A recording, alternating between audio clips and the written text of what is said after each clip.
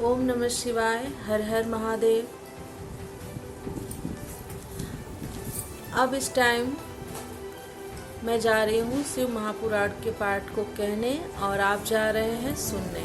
तो चलिए बिना देर किए पाठ को स्टार्ट करते हैं।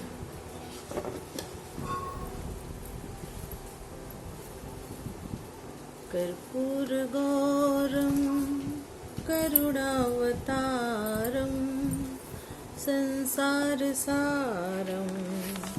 भुजगेन्द्रहारं सदा वसन्तं हृदयारविन्दे सदा वसन्तं हृदयारविन्दे भवं भवानी सहितं नमामि।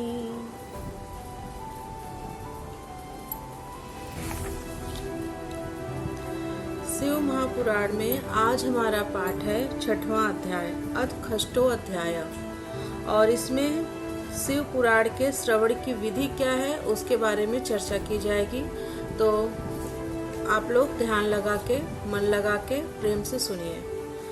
सौनक जी बोले, हे महाप्राज्ञ, हे व्यासशिष्य, हे सुत जी, आपको नमस्कार है। आप धन्य हैं और शिव भक्तों में श्रेष्ठ हैं। आपके महान गुण वर्णन करने योग्य हैं। अब आप कल्याणमय शिव पुराण के श्रवण की विधि बतलाइए जिससे सभी श्रोताओं को संपूर्ण उत्तम फल की प्राप्ति हो सके। सुत जी बोले, हे सौनक, हे महामुने, अब मैं आपको संपूर्ण फल की प्राप्ति के लिए शिव पुराण के श्रवण की विधि बता रहा हूँ। सर्वप्रथम किसी ज्योतिषी को बुलाकर दान मान से संतुष्ट करके अपने सहयोगी लोगों के साथ बैठकर बिना किसी विघ्न बाधा के कथा की समाप्ति होने के उद्देश्य से शुद्ध मुहूर्त का अनुसंधान कराएं। तदंतर प्रयत्न पूर्वक देश देश में स्थान स्थान पर यह शुभ संदेश भेजें कि हमारे यहाँ शिव पुराण की कथा होने वाली है। अपने कल्याण की इच्छा रखने वाले लोगों को उसे सुनने के लिए अवश्य पधारना चाहिए। कुछ लोग भगवान श्री हरि की कथा से बहुत दूर पड़ गए हैं। कितने ही स्त्री शूद्र आदि भगवान शंकर के कथा कीर्तन से वंचित रहते हैं। उन सबको भी सूचना हो जाए ऐसा प्रबंध करना चाहिए। देश देश में जो भगवान शिव के भक्त हों तथा विश्व कथा के कीर्तन और श्रवण के लिए उत्सुक हों, उन सबको आदर पूर्वक बुलवाना चाहिए। और ये बात सही है, कथा अगर होती है तो उसको ज़्यादा से ज़्यादा लोग सुने और उनको सुनाना भी चाहिए। इसलिए मैं भी आपसे कहती हूँ कि आप भी इस वीडियो को जरूर शेयर कीजिएगा। यहाँ सत्पुरुषों को आनंद देने वाला समाज तथा अति अद्भुत उत्सव होगा जिसमें शिव पुराण का पारायण होगा। श्री शिव पुराण की रसमयी कथा का श्रवण करने हेतु आप लोग प्रेम पूर्वक शीघ्र पधारने की कृपा करें। यदि समय का अभाव हो तो प्रेम पूर्वक एक दिन के लिए भी आइए। आपको निश्चय ही आना चाहिए क्योंकि इस कथा में क्षण भर के लिए बैठने का सौभाग्य भी दुर्लभ है। इस प्रकार विनय और प्रसन्नता पूर्वक श्रोताओं को निमंत्रण देना चाहिए और आए हुए लोगों का सब प्रकार से आदर सत्कार करना चाहिए। शिव मंदिर में, तीर्थ में, वन प्रांत में अथवा घर में शिव पुराण की कथा सुनने के लिए उत्तम स्थान का निर्माण करना चाहिए। कथा भूमि को लीप कर शोधन करना चाहिए तथा धातु आदि से उस स्थान को सुशोभित करना चाहिए। महोत्सव के साथ साथ वहां अद्भुत तथा सुंदर व्यवस्था कर लेनी चाहिए। कथा के लिए अनुपयोगी घर के साज सामान को हटाकर घर के किसी एकांत कोने में सुरक्षित रख देना चाहिए। केले के खंभों से सुशोभित एक ऊंचा कथा मंडप तैयार कराएं। उसे सब ओर फल पुष्प आदि से सजा सुंदर चंदों से अलंकृत करें और चारों ओर ध्वजा पताका लगाकर तरह तरह के सामानों से सजाकर सुंदर शोभा संपन्न बना दें। भगवान शिव के प्रति सब प्रकार से उत्तम भक्ति करनी चाहिए क्योंकि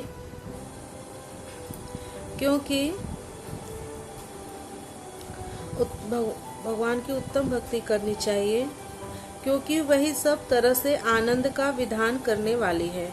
परमात्मा भगवान शंकर के लिए दिव्य आसन का निर्माण करना चाहिए तथा कथावाचक के लिए भी एक ऐसा दिव्य आसन बनाना चाहिए जो उनके लिए सुखद हो सके। हे मुनि, नियम पूर्वक कथा सुनने वाले श्रोताओं के लिए भी यथा योग्य सुंदर स्थानों की व्यवस्था करनी चाहिए। अन्य लोगों के लिए भी सामान्य रूप से स्थान बनाने चाहिए। हे सौनक जी, विवाह उत्सव में जैसी उल्लासपूर्ण मन स्थिति होती है, वैसे ही इस कथा उत्सव में रखनी चाहिए। लोगों को सब प्रकार की दूसरी लौकिक चिंताओं को भूल जाना चाहिए। वक्ता उत्तर दिशा की ओर मुंह करे तथा श्रोतागण पूर्व दिशा की ओर मुंह करके पालथी लगाकर बैठे। इस विषय में भी कोई विरोध नहीं है। पूज्य पूजक के बीच पूर्व दिशा रहे अथवा वक्ता के सम्मुख श्रोताओं का मुख रहे, ऐसा कहा गया है। पौराणिक वक्ता व्यासासन पर जब तक विराजमान रहे तब तक प्रसंग समाप्ति के पूर्व किसी को नमस्कार नहीं करना चाहिए। पुराण का विद्वान वक्ता चाहे बालक, युवा, वृद्ध, दरिद्र अथवा दुर्बल जैसा भी हो, पुण्य चाहने वालों के लिए सदा वंदनीय और पूज्य होता है। जिसके मुख से निकली हुई वाणी देहधारियों के लिए कामधेनु के समान अभिष्ट फल देने वाली होती है, उस पुराण वेत्ता वक्ता के प्रति तुच्छ बुद्धि कभी नहीं करनी चाहिए। संसार में जन्म तथा गुणों के कारण बहुत से गुरु होते हैं, परंतु उन सब में पुराणों का ज्ञाता विद्वान ही परम गुरु माना गया है। करोड़ों योनियों में जन्म ले लेकर दुख भोगते हुए प्राणियों को जो मुक्ति प्रदान करता है, उससे बड़ा दूसरा कौन गुरु हो सकता है। पुराण वेत्ता पवित्र, दक्ष, शांत, ईर्ष्या पर विजय पाने वाला, साधु और दयालु होना चाहिए। ऐसा प्रवचन कुशल विद्वान इस पुण्यमयी कथा को कहे। सूर्योदय से आरंभ करके 3:30 पहर तक उत्तम बुद्धि वाले विद्वान पुरुष को शिव पुराण की कथा सम्यक रीति से बाँचनी चाहिए। जो धूर्त, दुराचारी तथा दूसरे से विवाद करने वाले और प्रपंची लोग हैं, उन कुटिल वृत्ति वाले लोगों के सामने यह कथा नहीं कहनी चाहिए। दुष्टों से भरे तथा डाकुओं से घिरे प्रदेश में और धूर्त व्यक्ति के घर में इस पवित्र कथा को नहीं कहना चाहिए। मध्याह्न काल में 2 घड़ी तक बंद रखनी चाहिए कथा, जिससे कथा कीर्तन से अवकाश पाकर लोग शौच आदि से निर्वृत्त हो सकें। कथा प्रारंभ के दिन से 1 दिन पहले व्रत ग्रहण करने के लिए वक्ता को क्षौर करा लेना चाहिए। जिन दिनों कथा हो रही हो उन दिनों प्रयत्न पूर्वक प्रातः काल का सारा नित्य कर्म संक्षेप से ही कर लेना चाहिए। वक्ता के पास उसकी सहायता के लिए एक दूसरा वैसा ही विद्वान स्थापित करना चाहिए जो सब प्रकार के संशयों को निवृत्त करने में समर्थ और लोगों को समझाने में कुशल हो। कथा में आने वाले विघ्नों की निवृत्ति के लिए गणेश जी का पूजन करें। कथा के स्वामी भगवान शिव की तथा विशेषतः शिव पुराण ग्रंथ की भक्ति भाव से पूजा करें। तत्पश्चात उत्तम बुद्धि वाला श्रोता विधि पूर्वक तन मन से शुद्ध एवं प्रसन्न चित्त हो आदर पूर्वक शिव पुराण की कथा सुने। जो वक्ता और श्रोता अनेक प्रकार के कर्मों में भटक रहे हों, काम आदि 6 विकारों से युक्त हों, स्त्री में आसक्त रखते हों और पाखंडपूर्ण बातें कहते हों, वे पुण्य के भागी नहीं होते। जो लौकिक चिंता तथा धन, गृह एवं पुत्र आदि की चिंता को छोड़कर कथा में मन लगाए रहते हैं, उस शुद्ध बुद्धि पुरुष को उत्तम फल की प्राप्ति होती है। श्रद्धा और भक्ति से युक्त दूसरे कर्मों में मन नहीं लगाने वाले, मौन धारण करने वाले, पवित्र एवं उद्वेग शून्य श्रोता ही पुण्य के भागी होते हैं। जो नराधम भक्ति रहित होकर इस पुण्यमयी कथा को सुनते हैं, उन्हें श्रवण का कोई फल नहीं होता और वे जन्म जन्मांतर में क्लेश भोगते ही रहते हैं।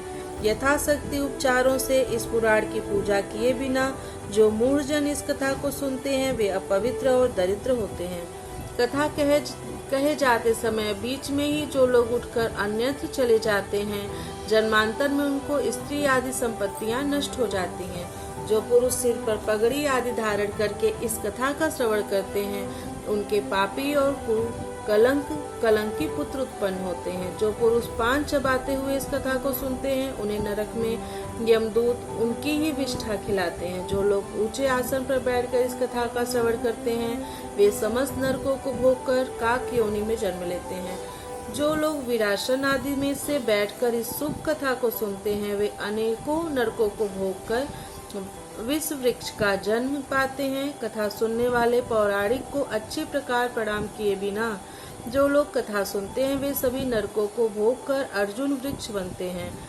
रोग युक्त न होने पर भी जो लोग लेटकर यह कथा सुनते हैं वे सभी नरकों को भोग कर अंत में अजगर आदि योनि में जन्म लेते हैं। वक्ता के समान ऊंचाई वाले आसन पर बैठकर जो इस कथा का श्रवण करते हैं उन नारकी लोगों को गुरु सैया पर शयन करने जैसा पाप लगता है। जो इस पवित्र कथा तथा वक्ता की निंदा करते हैं वे 100 जन्मों तक दुख भोग कर कुत्ते का जन्म पाते हैं। कथा होते समय बीच में जो गंदी बातें बोलते हैं वे घोर नरक भोगने के बाद गधे का जन्म पाते हैं। जो कभी भी इस परम पवित्र कथा का श्रवण नहीं करते वे घोर नरक भोगने के पश्चात जंगली सुअर का जन्म लेते हैं। जो दुष्ट कथा के बीच में विघ्न डालते हैं वे करोड़ों वर्षों तक नरक यातनाओं को भोग कर गांव के सुअर का जन्म पाते हैं। इसका विचार करके शुद्ध और प्रेम पूर्ण चित्त से बुद्धिमान श्रोता को वक्ता के प्रति भक्ति भाव रखकर कथा श्रवण का प्रयत्न करना चाहिए। सबसे पहले कथा के विघ्नों का नाश करने हेतु गणेश जी की पूजा करनी चाहिए। अपने नित्य कर्म को संक्षेप में संपन्न करके प्रायश्चित करना चाहिए। नवग्रह और सर्वतोभृत देवताओं का पूजन करके शिव पूजा की बताई गई विधि से शिव पुराण की पुस्तक का अर्चन करना चाहिए। पूजन के अंत में विनम्र होकर बड़ी भक्ति के साथ दोनों हाथ जोड़कर साक्षात शिव स्वरूपणी पुस्तक की इस प्रकार स्तुति करनी चाहिए। शिव पुराण के रूप में आप प्रत्यक्ष सदाशिव हैं। हमने कथा सुनने के लिए आपका अंगीकार किया है। आप हम पर प्रसन्न हो। मेरा जो मनोवांछित हो उसे आप कृपा पूर्वक संपन्न करें। मेरा यह कथा श्रवण निर्विघ्न रूप से सुसंपन्न हो। कर्म रूपी ग्राह में ग्रस्त शरीर वाले मुझ दीन का आप संसार सागर से उद्धार कीजिए। हे शंकर, मैं आपका दास हूँ। इस प्रकार साक्षात शिव स्वरूप इस शिव पुराण की दीनता पूर्वक स्तुति करके वक्ता की पूजा आरंभ करनी चाहिए। शिव पूजा की बताई गई विधि से पुष्प, वस्त्र, अलंकार, धूप, दीपादि से वक्ता की पूजा करें। तदंतर शुद्ध चित्त से उनके सामने नियम ग्रहण करें और कथा समाप्ति पर्यंत यथाशक्ति उसका प्रयत्न पूर्वक पालन करें। तत्पश्चात कथावाचक व्यास की प्रार्थना करें। हे व्यास जी के समान ज्ञानी श्रेष्ठ शिव शास्त्र के मर्मज्ञ ब्राह्मण देवता, आप इस कथा के प्रकाश से मेरे अज्ञान अंधकार को दूर करें। भक्ति पूर्वक 5 अथवा 1 ब्राह्मण का वरण करें और उनके द्वारा शिव पंचाक्षर मंत्र नमः शिवाय का जप कराएं। हे मुने, इस प्रकार मैंने भक्त श्रोताओं द्वारा भक्ति पूर्वक कथा श्रवण की उत्तम विधि आपको बता दी। अब आप और क्या सुनना चाहते हैं? इस प्रकार श्री स्कंद महापुराण के अंतर्गत शिव पुराण महात्म्य में श्रवण विधि वर्णन नामक 6वां अध्याय पूर्ण हुआ। प्रियम शंकरम सर्वनाथम नमामि। ओम नमः शिवाय। इसमें कथा श्रवण की विधि बताई गई है और 6वें अध्याय में। अब कल हम लोग पढ़ेंगे 7वां अध्याय। श्रोताओं के पालन करने योग्य नियमों का क्या वर्णन है, इसके बारे में चर्चा होगी। तब तक आप लोग मन लगा के कथा सुनते रहिए। हरे नमः हरे नमः हरे नमः। ओम नमः पार्वती पते हर हर महादेव। इस शिव पुराण की कथा को अपने दोस्तों और फैमिली में जरूर शेयर कर दीजिएगा। मिलती हूँ कल अगली कथा के साथ।